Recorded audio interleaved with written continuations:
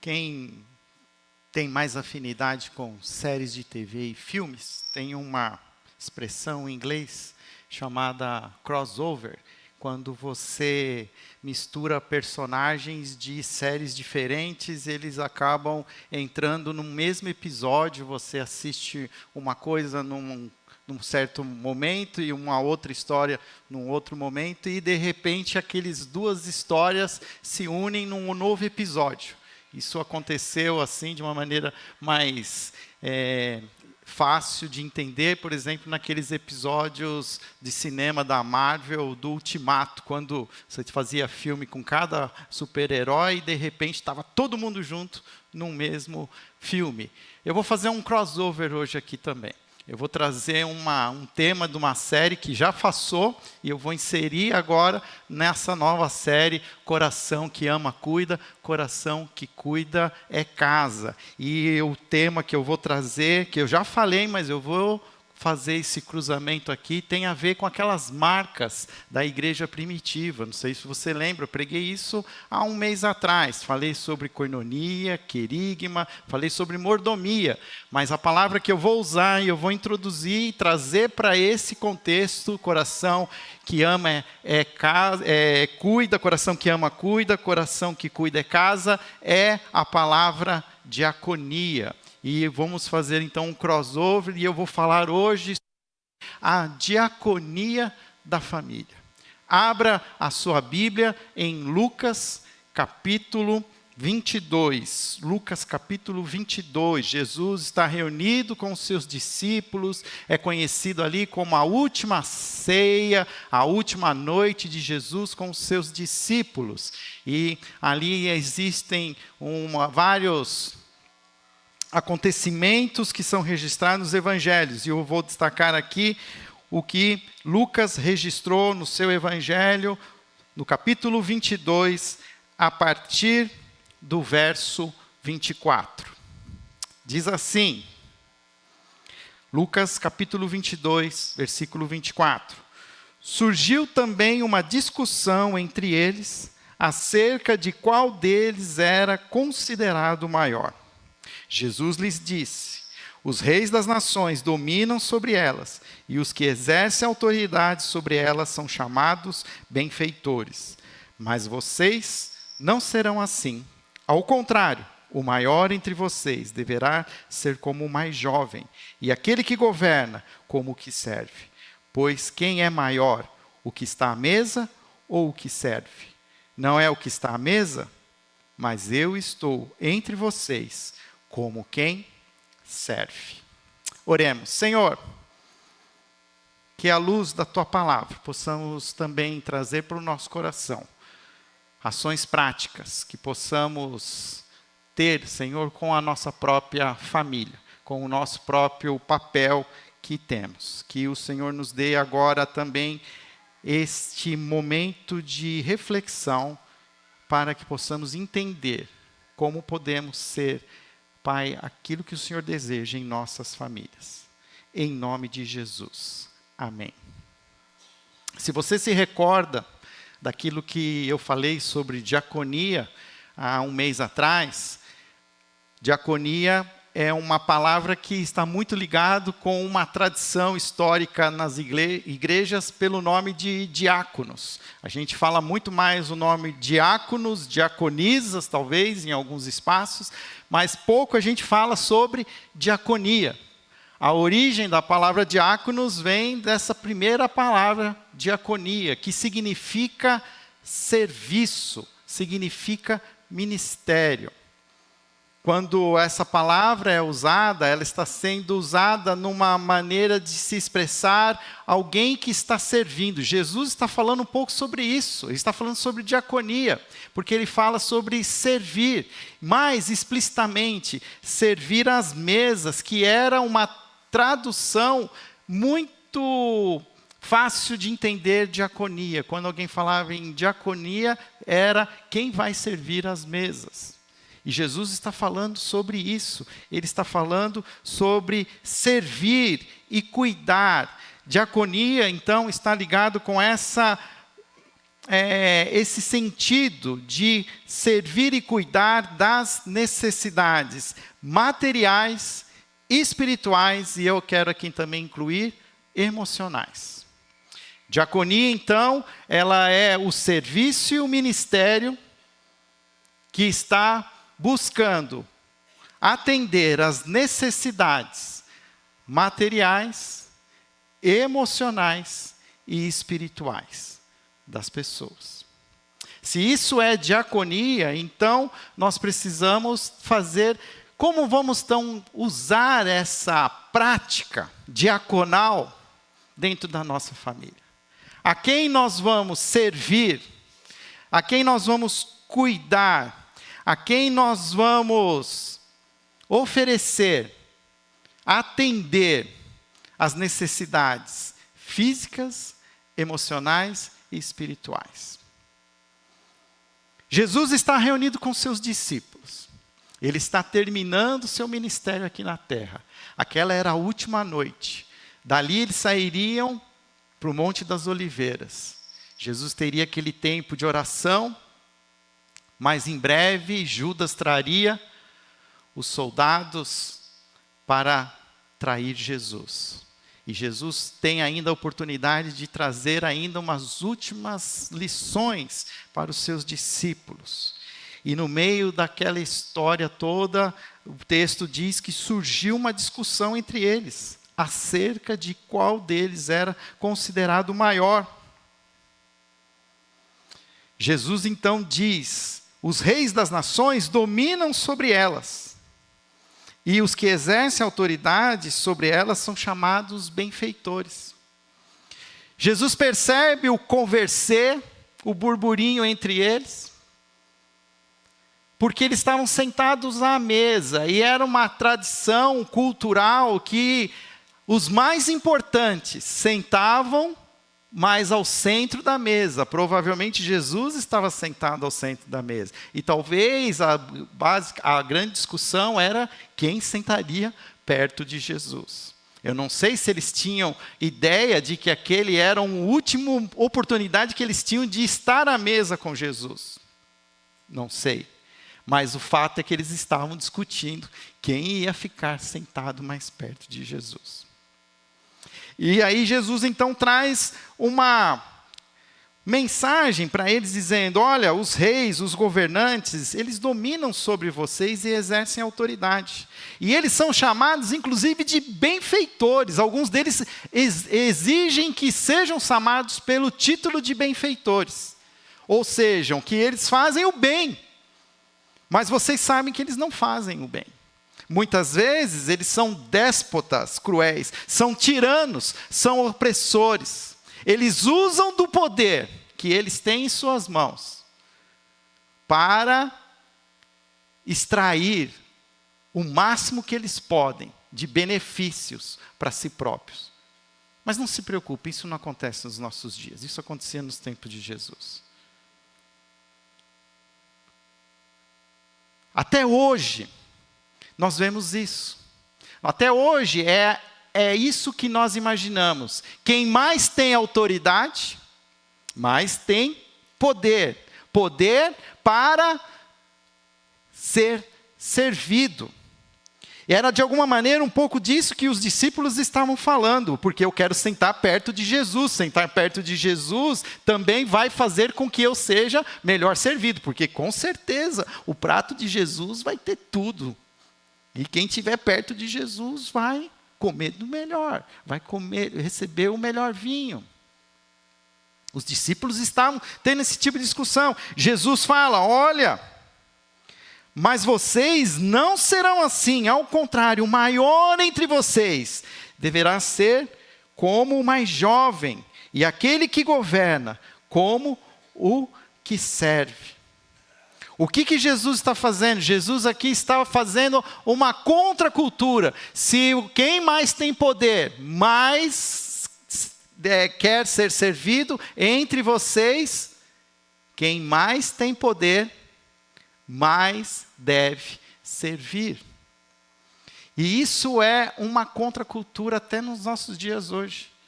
Porque quanto mais nós temos autonomia, quanto mais nós temos recursos, quanto mais nós temos poder, quanto mais nós temos status, mais nós queremos ser servidos. Se eu tenho recursos, eu faço questão de investir esses recursos para ser bem servido. Eu procuro o melhor hotel, eu procuro os melhores prestadores de serviço, porque eu sou o cliente. O cliente tem sempre razão. Não é necessariamente isso que funciona na prática, mas nós queremos ser servidos, porque eu posso, eu exijo. Jesus diz o quê? Vocês não serão assim. E ele diz, mas eu estou entre vocês como quem serve. Eu estou, aqui vem a palavra diácono. Eu estou aqui como vocês, como diácono.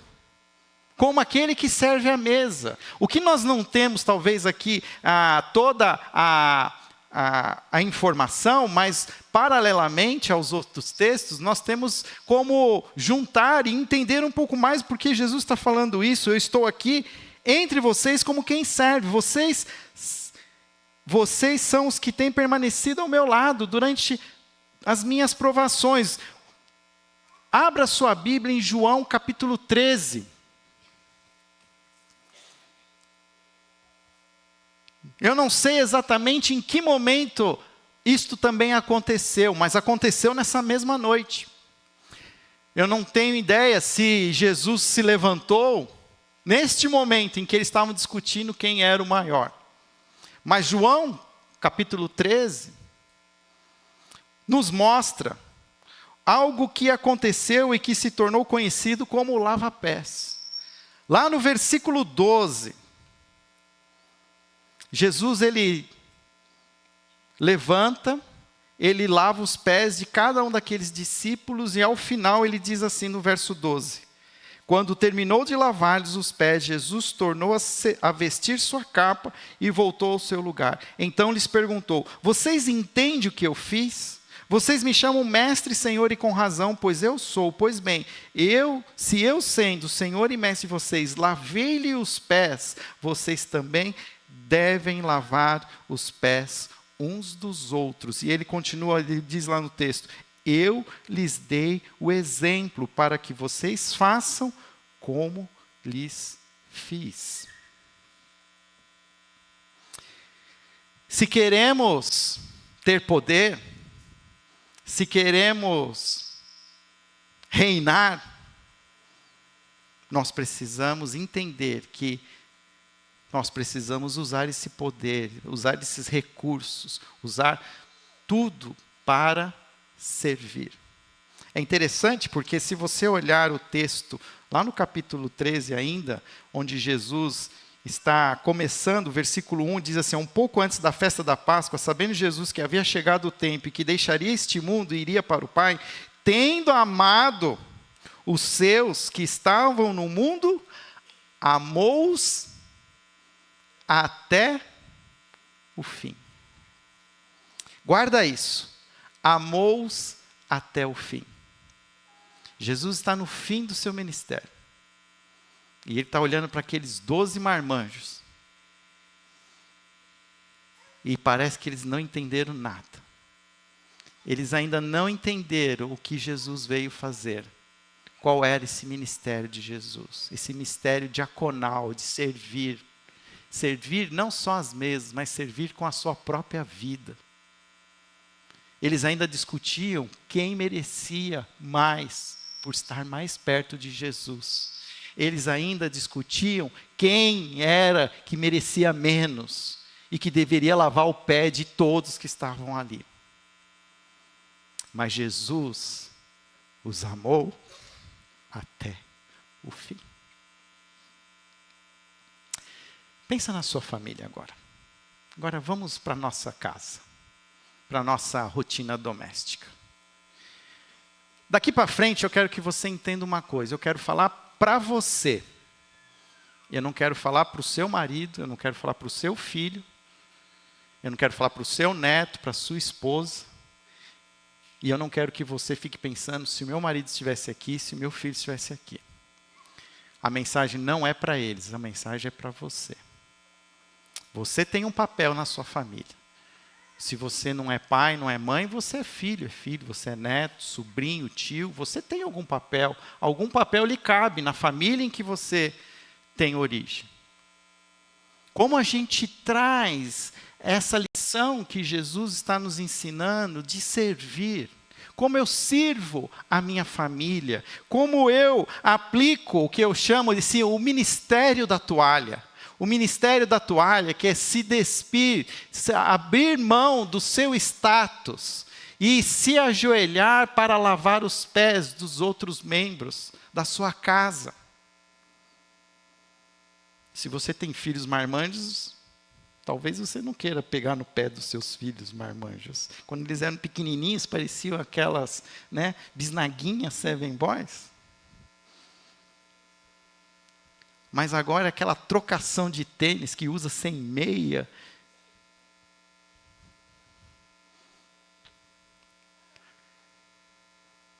Jesus os amou até o fim. Se tem um desafio para nós, é o desafio da família. Porque nós somos muitas vezes extremamente competentes no mercado de trabalho, somos extremamente competentes no meio acadêmico, podemos ser mestres, doutores, podemos ser CEOs, podemos ter o título que for.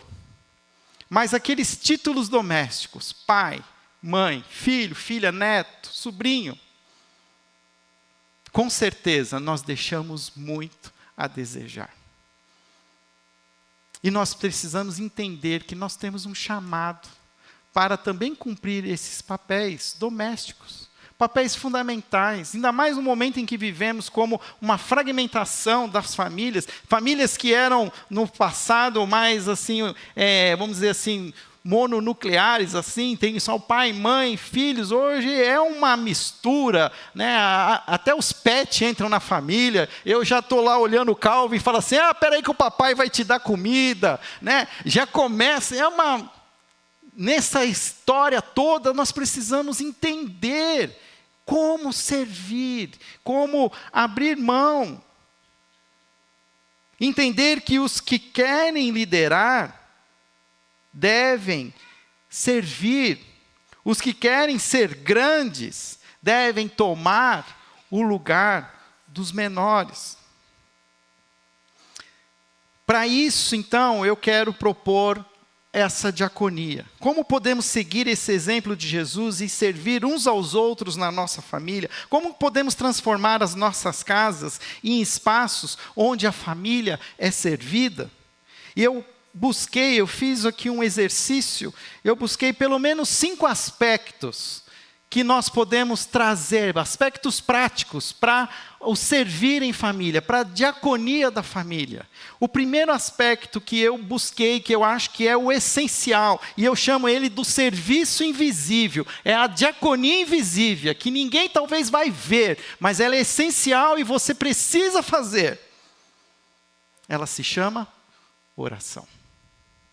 A oração é o serviço invisível. A oração é uma forma poderosa de diaconia familiar.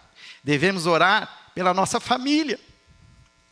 Devemos orar pelos nossos filhos. Devemos orar pelos nossos netos, pelos nossos pais. É muito fácil, talvez, o que eu estou falando aqui, de você, pai e mãe, orar pelos seus filhos. Eu oro pelos meus filhos o tempo todo. Mas nós que somos filhos, oramos pelos nossos pais? Netos, vocês têm orado pelos seus avós? Os nossos avós, alguns deles, crentes em Cristo Jesus, podem estar até orando agora. Porque se tem uma coisa que vô e vó são especialistas, são em oração. Porque eles vão perdendo as capacidades, muitas vezes, de fazer serviços, de prestar ajuda. Mas uma coisa que eles, cada vez mais, quanto menos eles podem, mais eles entendem que eles têm mais poder de oração. Verdade ou mentira? A gente que é mais novo, a gente quer, vai lá, faz, arrebenta, paga, faz empréstimo, né? Traz uns carnezão para casa, uns boletos, tá assim. A oração, nossa, nós não faz parcela de oração, né, com o Senhor. Senhor, eu vou fazer aqui a parcela 1, amanhã a parcela 2. Não, mas oração é algo essencial. Oração fortalece os laços familiares, traz consolo, traz a presença de Deus para o centro das nossas vidas. Gente, eu posso falar de oração aqui a manhã toda. Mas se você não for lá no seu espaço, como Jesus disse lá, entra no seu quarto secreto, ajoelhe-se diante do seu Pai, e você não começar a praticar isso, você não vai experimentar o poder da oração. A oração muda a história. A oração transforma situações que parecem ser impossíveis. As maiores crises que às vezes eu tenho com a Dani, que a gente entra naquele rosco, que aí não sabe mais como vai sair daquilo. Porque qualquer palavra que você fala pode ser usada contra você no tribunal. Eu saio e eu vou orar. Senhor, tem misericórdia de mim. Me ajuda a desarmar essa bomba. Mas acontece, o Senhor, Ele, na sua graça, Ele desarma. Ele cria uma situação, Ele levanta uma bola e Ele fala assim, vai lá, Fábio, é agora. Só na graça, confia. Mas você vai só entender isso se você orar, se você depender do Senhor. Eu conheço papai e mamãe que ficam o tempo todo articulando, fazendo, mas ora pelo filho, ora, cubra ele com a sua oração. Pais de joelhos, filhos de pé, não é isso que a gente aprende? Então vamos continuar orando, vamos orar pelos nossos vovôs, pelas nossas vovós, pelos nossos netos. Talvez você tenha um sobrinho, você não tem filhos, mas você tem sobrinhos. Pensando nessa questão hoje da multidiversidade da família, né? Essa família que mistura tudo, talvez você tenha pessoas na sua casa que não são seus filhos naturais, mas são filhos que você vai orar, sobrinhos, netos que você acolheu, pessoas que você escolheu, olha, eu não tenho mais netos hoje, eu não tenho filhos, mas eu quero orar por você, eu quero te sustentar em oração. Isso é servir, é se colocar ali na brecha, fortalecendo. Oração é esse serviço invisível que todos nós somos chamados. Todos que temos um papel na família precisamos orar pelos nossos familiares. Orar pelos que a gente gosta e pelos que a gente não gosta. Orar pelos mais fáceis de amar e pelos mais difíceis de amar. Até pelo tio do pavê, mas temos que orar por todos. Todos precisam nas nossas orações. A gente aprendeu há um tempo atrás com aquela série Bless, que a primeira coisa que eu vou fazer para alcançar alguém e abençoá-lo com Jesus é orar por ele. Precisamos orar, precisamos orar. A oração move montanhas. Caminhos que não são hoje claros podem se tornar claros a partir da oração. Se o primeiro aspecto prático dessa diaconia, ela é a oração, eu quero propor um segundo aspecto. O aspecto que fala sobre amor e perdão. Seja um exemplo de amor e perdão.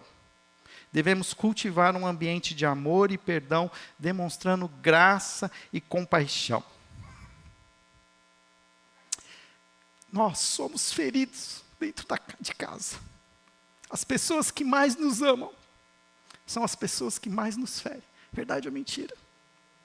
Nas nossas casas, nós não temos máscaras. Nós somos o que somos. Se pisou no meu pé, a gente fala. A gente não mede as palavras.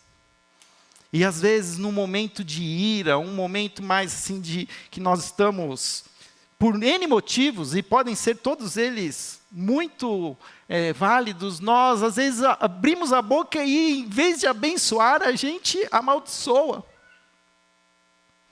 A gente fala, incompetente, você não sabe fazer nada. De novo, eu já não mandei você fazer isso. Você não me entende, você nunca vai fazer o que eu quero. E nós precisamos aprender a dar um passo para trás. Olha o que Jesus fez com seus discípulos, era a última noite. Ele estava precisando de abraços, ele estava precisando de palavras de encorajamento, mas ele levantou e lavou o pé daqueles discípulos, porque ele os amou até o fim. Lavou o pé de Judas, mesmo sabendo que Judas sairia dali com os pés limpos e traria os soldados que prenderiam Jesus. Amou-os até o fim. É difícil? Não estou dizendo que é fácil. Falo isso em lágrimas, porque sei o quanto pessoas nos magoam dentro da casa. O perdão, eu falo dele de uma maneira genérica, é claro, porque eu sei que cada um de vocês tem uma dor, tem algum trauma. Sei que inclusive existem casos específicos que exigem ainda mais movimentos para promover cura. A gente acabou de vir agora do dia 18 de maio, que é o Dia Nacional do Combate ao Abuso Sexual Infantil. E você pode olhar todas as pesquisas, a maior parte dos abusos sexuais infantis acontecem dentro de casa. E tinha uma coisa que eu não sabia. Quando falavam para mim assim, olha, pergunta para as pessoas sobre segredos de família. Eu, graças a Deus, a minha família, a graça foi bênção na minha casa. E eu fui entender que existem famílias onde existem segredos. Segredos de família, situações que não se falam. Porque ali envolveu algo que gerou dor, gerou trauma, gerou questões emocionais que não se conseguem se lidar. E eu não estou dizendo que isso vai ser fácil lidar, mas precisa ir atrás. Se precisar de ajuda, precisa buscar. Por isso que eu falo que a diaconia, ela envolve a questão física, ela envolve a questão espiritual, mas ela envolve a questão emocional. Quantas pessoas hoje nas nossas casas estão doentes? Elas estão doentes, estão ansiosas, estão angustiadas, mas tudo isso aconteceu por algo que surgiu dentro do lar, do núcleo familiar, ou um abuso sexual, uma palavra mal falada do pai sobre a mãe, questões de violência física. E até mesmo para que se haja justiça, é preciso primeiro passar pelo perdão. Porque até que você não experimente o perdão, você quer a vingança. E somente a partir da ação do perdão é que a justiça pode acontecer. Porque senão eu vou querer o mal e não o bem. Eu estou provocando, é lógico, não tenho hoje aqui condições de falar sobre tudo. Espero que nessa conferência nós vamos ter tempo também para falar sobre alguns assuntos sobre esse. Mas nós precisamos entender que faz parte do nosso papel amar, perdoar, sermos graciosos com os nossos filhos, com os nossos pais. Porque vai invertendo, né? Nós vamos ficando mais velhos, os nossos pais vão ficando mais velhos ainda, mas eles vão precisando de mais compaixão, vão precisando de mais graça. E a gente precisa aprender a viver essas dinâmicas. Que muitas vezes eu percebo, até mesmo assim, que as gerações mais jovens não têm paciência com as gerações mais velhas. A gente não sabe mexer em tudo que tem nesse celular aqui, a gente precisa de ajuda. Aí fala assim, ai pai, você não sabe de nada mesmo, né? Não estou dizendo que isso fala na minha casa, porque meus filhos são bem educados, eles não teriam esse tipo de reação comigo. Mas a gente precisa de ter esse tipo de situação. Um outro aspecto importante é da proteção. Já falei um pouco sobre isso, mas a proteção é zelar pela segurança física, emocional, espiritual da nossa família. Faz parte da diaconia promover ambientes seguros para as nossas famílias.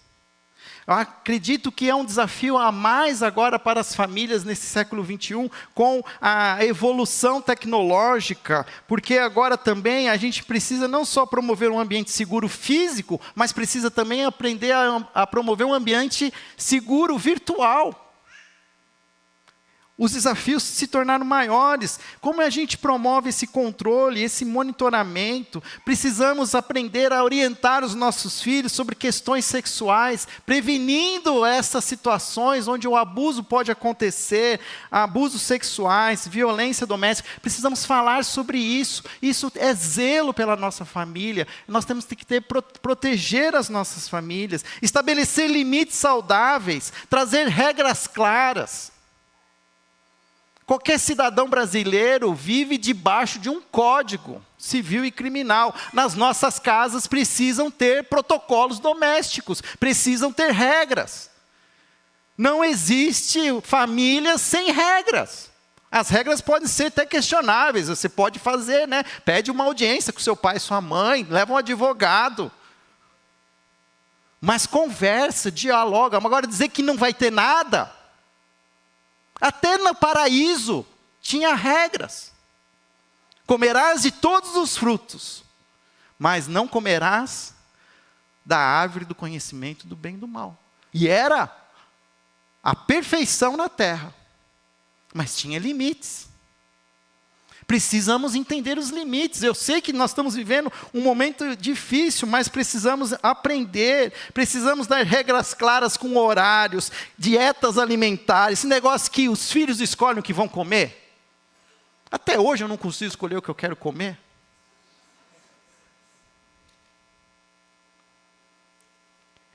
Precisamos ter controle do uso da tecnologia, precisamos aprender a ter controle sobre as atividades sociais.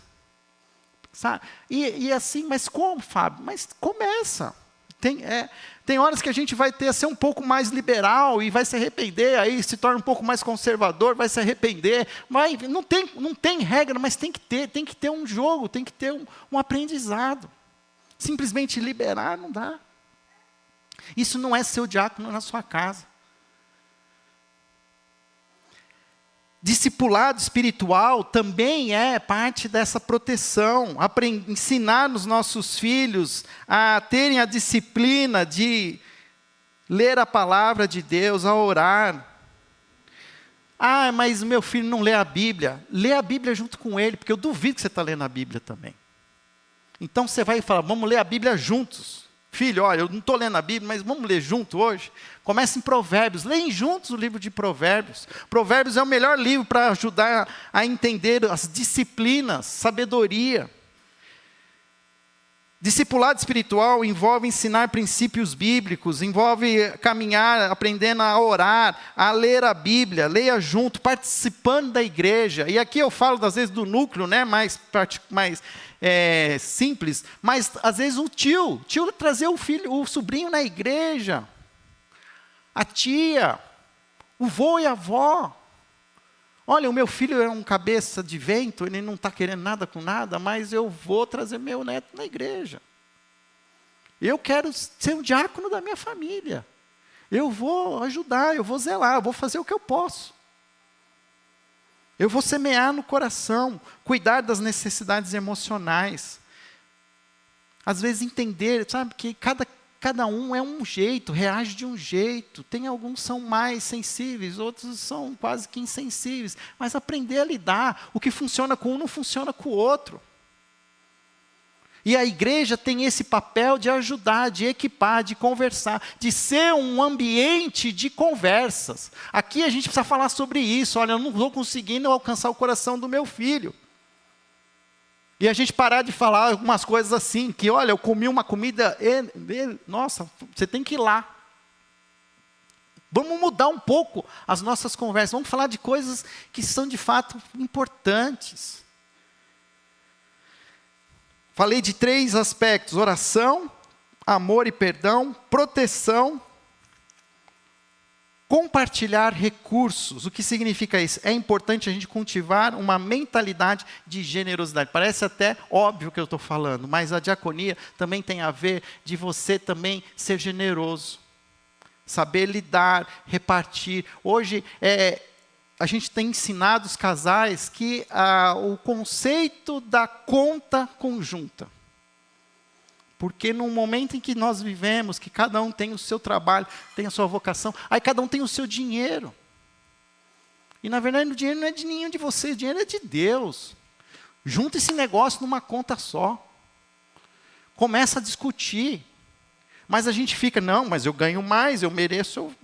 Eu conheci um casal que discute assim, tem um valor, passou daquele valor, não se faz nenhuma compra sem conversar com o outro. Achei interessante esse conceito. Oi, não tem ideia, viu? Está anotado.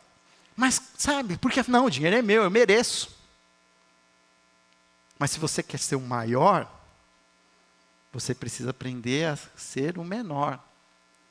A servir, a distribuir, a ser generoso. Mas também ensinar a responsabilidade para os filhos. Eu quero ler um versículo, de tudo que eu estou falando, tem um versículo que eu quero ler, que é o de 1 Timóteo, capítulo 5. 1 Timóteo, capítulo 5. Paulo está escrevendo a Timóteo, falando sobre alguns conselhos acerca das viúvas e líderes da igreja. Mas tem esse versículo, e eu quero aqui destacar ele. É o verso 4. Diz assim... 1 Timóteo capítulo 5, verso 4. Mas, se uma viúva tem filhos ou netos, que eles aprendam primeiramente a colocar a sua religião em prática, cuidando da sua própria família e retribuindo o bem recebido de seus pais e avós, pois isso agrada a Deus. A palavra de Deus está falando para nós, filhos e netos, sermos responsáveis pelo cuidado diaconal dos nossos pais e dos nossos avós. E eu tenho visto pais e avós entregando a alma para os seus filhos e seus netos. E eu tenho visto filhos e netos como verdadeiros mini imperadores. E isso não é bíblico. Não é o que a Bíblia fala. A Bíblia fala, primeiramente, coloque a sua religião em prática, cuidando da sua própria família e retribuindo. E retribuir tem a ver com também pagar, bancar, sustentar os seus pais e avós, pois isso agrada a Deus. Por último, o servir diário.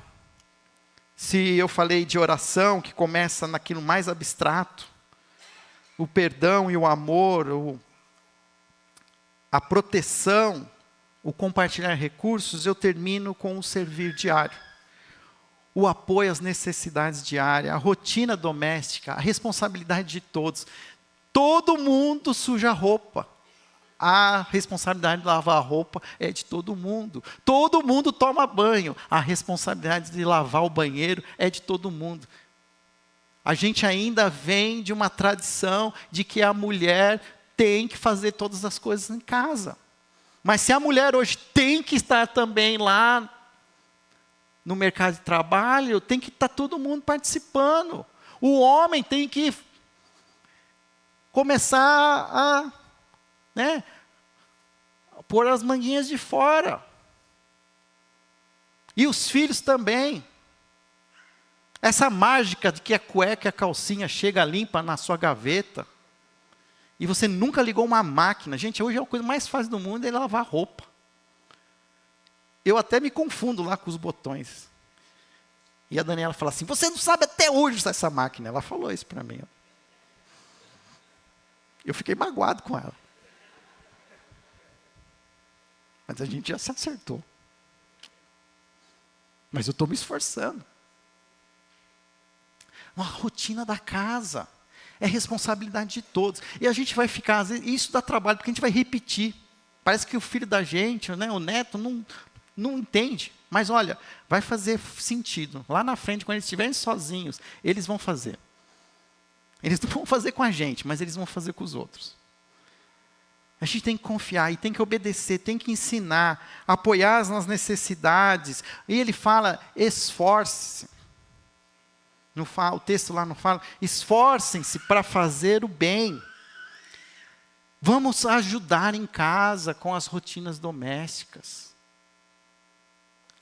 Lavar uma loucinha de vez em quando. Limpar um quintal. Jogar uma água. É de todo mundo.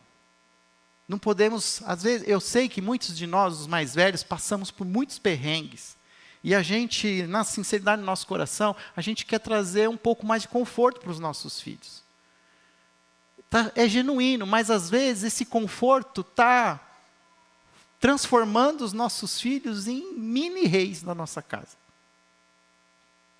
E precisa um pouquinho de frustração. Precisa, às vezes, de um dedinho lá na internet, lá e cortar a internet, dizer assim, agora é a hora da faxina, né? Agora nós vamos fazer aqui, vamos limpar junto, vamos arrumar a casa, cada um vai cuidar da sua parte.